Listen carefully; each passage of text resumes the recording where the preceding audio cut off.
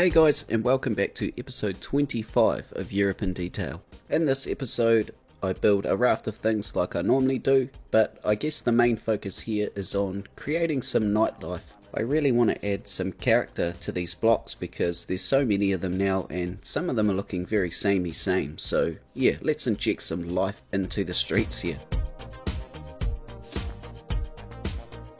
So let's start with adding some detail at the top of the cliff here next to the Puente Nevo bridge. I didn't quite get to this bit in the last episode, so it feels good to knock it out now. And this part of Ronda here in real life has what looks to be sort of restaurants and socialising areas along here. So that's what I'm going to do here, and I'm looking to add things like mosaic type tiles to the floor and things like that just to make it look a little bit more authentic. And also I'm trying to get creative with the stone walls where it meets the cliff because I want this to look really old.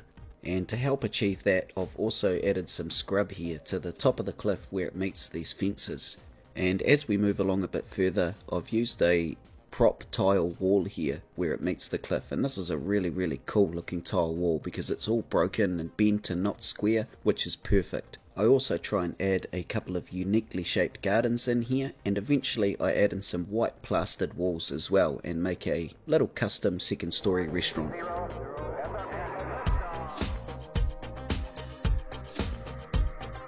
So someone in the comments mentioned a couple of episodes ago that it would be pretty cool to have an area in the city where there was like a town square with a whole lot of bars around it, and I was going to add the bars anyway, but I thought that was a great idea. So let's crack into that. I flatten off this block, make all of these roads nice and square and at the same height, within reason, and I'm trying to make this square look a little bit more modern, like it's been upgraded. So I'm using a more modern type tile on it, and also keeping it very simple. And in the end, I decided to leave this little gap between all the decals. For some reason it just looked a lot more modern to me and looked pretty cool and unique. So some of the other things that I add to this are just very simple garden planters with those nice palms we got in the airport DLC plugged into them. And with that, that is pretty much the square. It's staying very simple. The only thing I add is some pedestrian paths that are invisible later on, so it looks like people are walking through the square. Now in terms of the buildings that we're going to place around the square, lots of them or most of them are going to be big hotels, and we're going to plug in some nightclubs with these little shops from the workshop down on the ground floor. So I'm trying to set those up so that I can just copy and paste a few of them around the block, and then I start to make some more unique style ones. I also want to add a couple of marketplaces in here because this would just seem like a pretty appropriate place for that as well. I guess the other thing that I'm trying to do here with the placement of these buildings is try and create some alleyways so that I can have nightclubs and stuff down in little alleyways as well. I think it'd just look a bit boring if it was all facing the road, and just seeing a few lights and stuff glaring out of some alleyways really stirs up curiosity. It's like you know something cool's happening down the alleyway but you can't quite see it. So those sorts of areas are definitely going to be added in, and I want to vary all of those types of areas too. Some bars are jutting out on the sides of buildings, some are just completely standalone in the middle of a square, and yeah, some of them are just down a normal style alleyway. And on this side that you can see me building on at the moment, I put some actual nightclubs in here. One of them has about 350 for entertainment, so it brings in heaps of people later on. And I plug these into these existing Spanish style buildings so that you can just see the front facade poking out, so that it looks like some of these really old Spanish buildings have been turned into some really cool new nightclubs.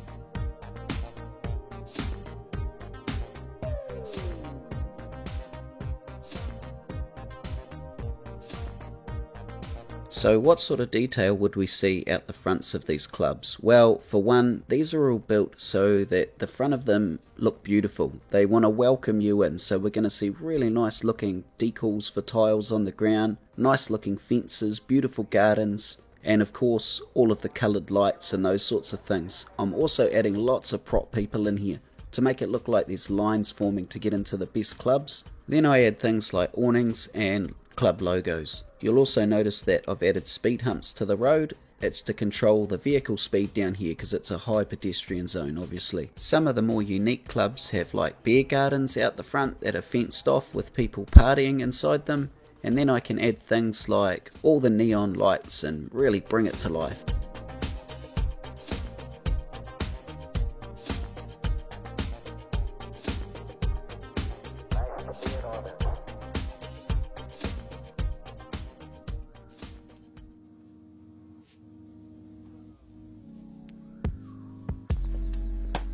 I want to add in at least one really unique nightclub, and I found this one here on the Steam Workshop, and it's massive. Like, I love it, but it's bloody huge, so I've got to modify it here, and I'm going to keep the parts that I like the most. And there's a really cool neon sort of checkerboard dance floor area that I'm going to try and make into an outdoor party that's pretty much right on the sidewalk. So once I've got the building into the basic shape that I need, I'm going to try and put it in place here, and it means I've got to shuffle some of these other buildings out of the way. And also, because this nightclub looks quite a bit more modern than the buildings we've got around the block, I'm going to try and blend it into some of these Spanish buildings so it looks like it's sort of been built off of old foundations. And I guess one of the more noteworthy buildings that I put in here in terms of that are just these hotels. I put them at the front of this new modern nightclub here, and I think this really sells the look that this nightclub's been built off of at least the back of these hotels. So once I've got those hotels in place, I want to do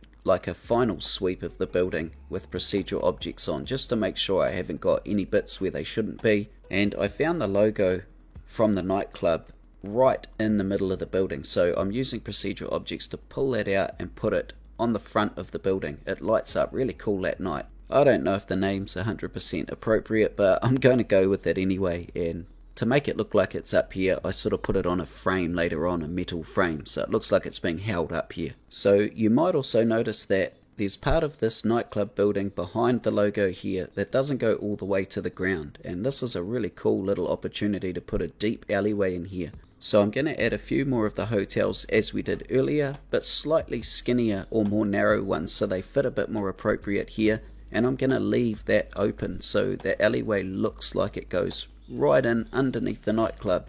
And I also put other little nightclubs down in the back of the alleyway eventually. And a bit later on when we come back and detail this, it looks really cool. So by now I've pretty much got all of these buildings where I need them to go. So I'm going to adjust the bus hub around the back here so that it fits into the back of these buildings really nicely. And with that, we're pretty much ready to start some detailing. I want pretty much the whole front of this nightclub looking like a big party zone. So the first thing I want to do is extend that checkerboard dance floor with these tiles here. It's not quite the cool one that we've got in that little cutout, but I think this tile's appropriate. Next is to add some bollards here where it meets the tram track. I guess that's to stop people dancing their way to a horrible death. And then I want to use the music DLC and add all these speakers and amplifiers around the place. There's also a little stage with a couple of DJs up there as well, and with all the lights going, this looks awesome.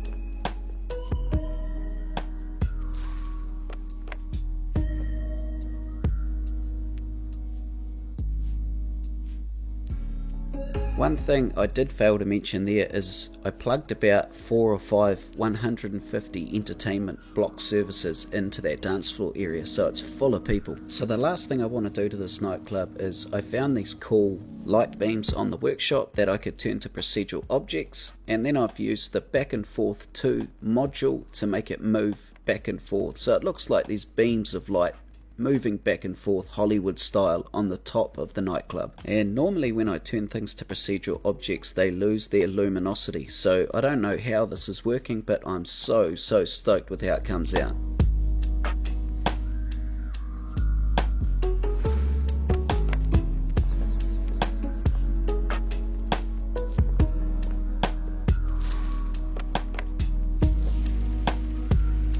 So now I want to take the opportunity to fill out the block directly adjacent to our nightclubs. Now this particular block here is massive, and I've made it like that by design. I don't want all of the blocks being the same size. So what I've done is I've put a pedestrian path through the middle here and put a slight curve to it. So I've done this in a couple of other areas in the city. If you've followed the series you'll know what I'm talking about. But I use the building spawn points mod. For those buildings I place along that path in the middle of the block so that they can get their goods and stuff delivered to the road, because obviously we can't zone off of pedestrian paths, not these particular ones anyway. And these paths become very popular because they serve a good purpose. They cut out quite a bit of walking. So this road here services the buses coming out of the train station, and this bit here goes over the road, and I want to make a bit of a custom bridge here. The road that I'm using here is the raised Dutch road that you get in the Dutch road pack, and I'm using it because it's basic and I can add my own bridge to it. And I'm adding this Spanish style one here from Armesto. It's got these coins on the side of it that are made out of masonry, which is perfectly suited to that Spanish type architecture. So adding this bridge in has also made some pretty ugly pieces of land here that I have to try and get some buildings on. So while I'm on my crusade of getting these buildings in, let's keep going and get this bit done as well.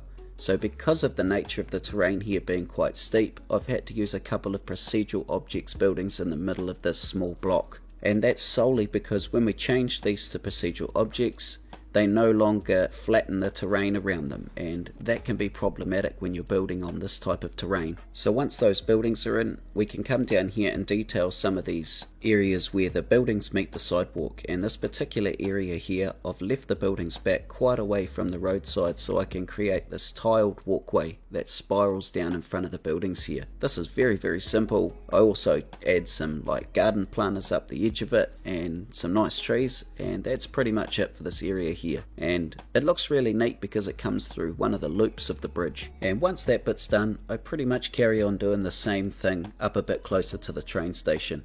Some of the buildings are going up slopes, and I've just got to add some stairs and things like that out the front to make it look a little bit more appropriate.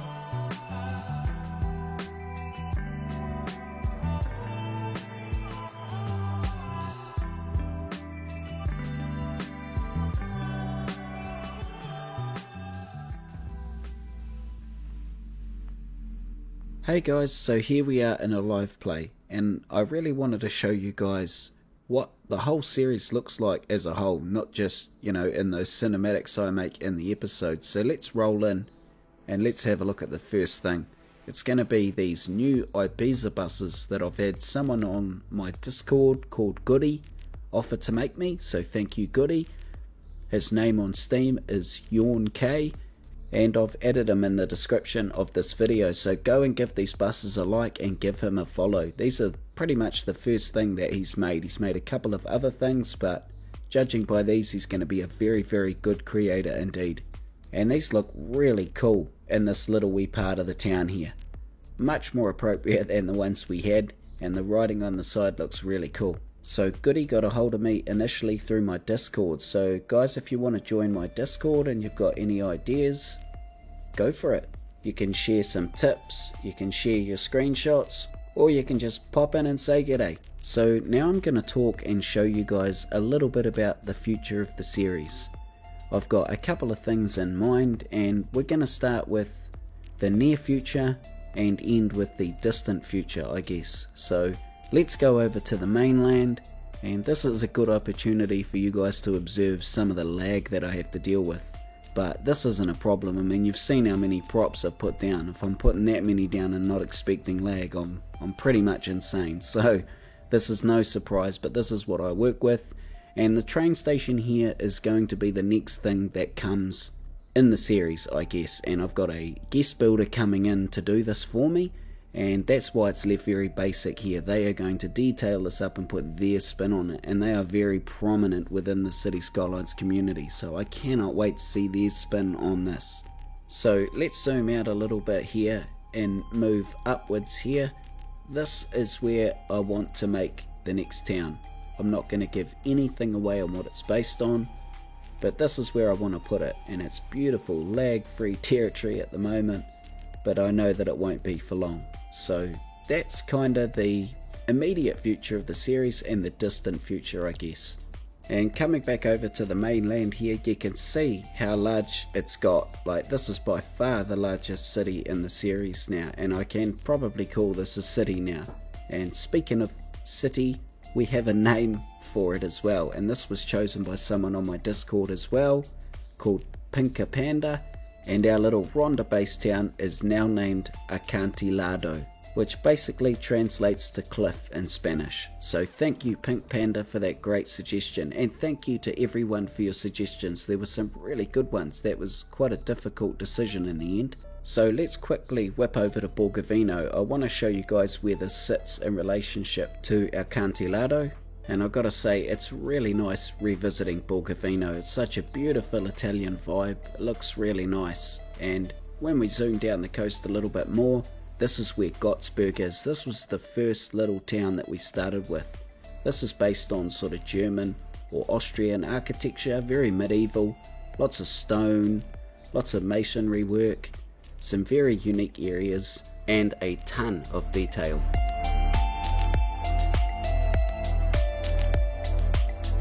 Thanks heaps for tuning in, you legends. I hope you've enjoyed the episode. If you have, you could give that a thumbs up, that would be fantastic. And a big hello to all the new subscribers, and I hope you're enjoying the content.